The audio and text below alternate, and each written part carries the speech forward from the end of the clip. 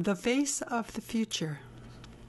In 2001, on a business trip to London, I had the television on in my hotel room, just for noise.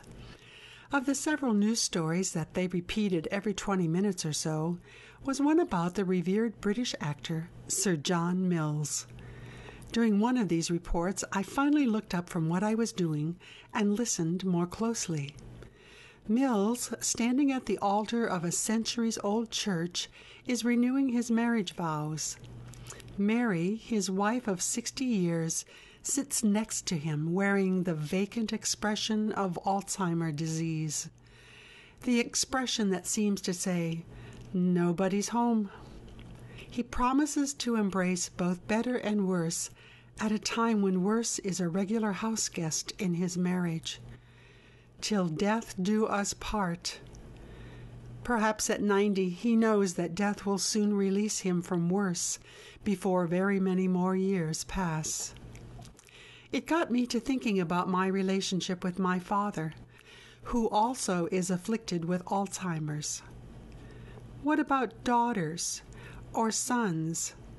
Do they sign on for better or worse?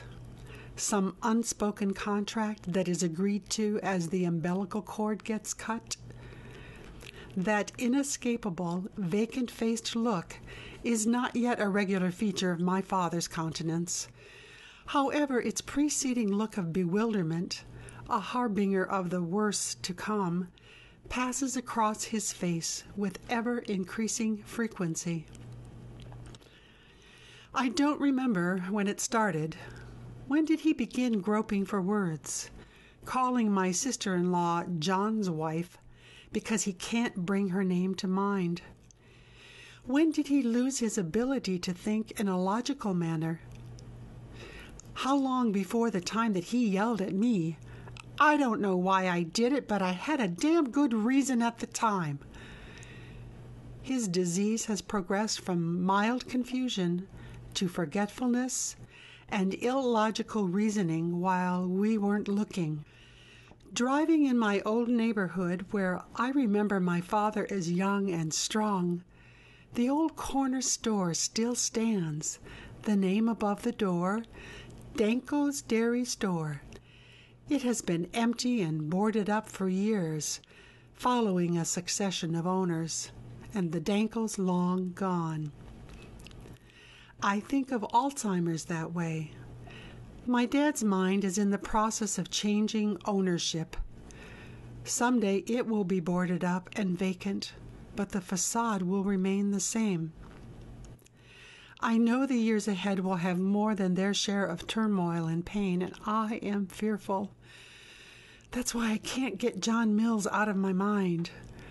It's one thing to make a commitment to someone when you are in your prime and the future looks bright.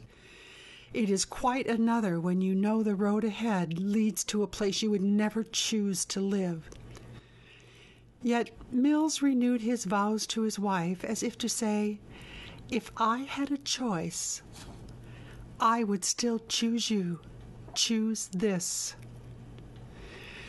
My father is waiting for me at the curb in the dusky mist of a late fall evening, fog hovering in a thin veil around him.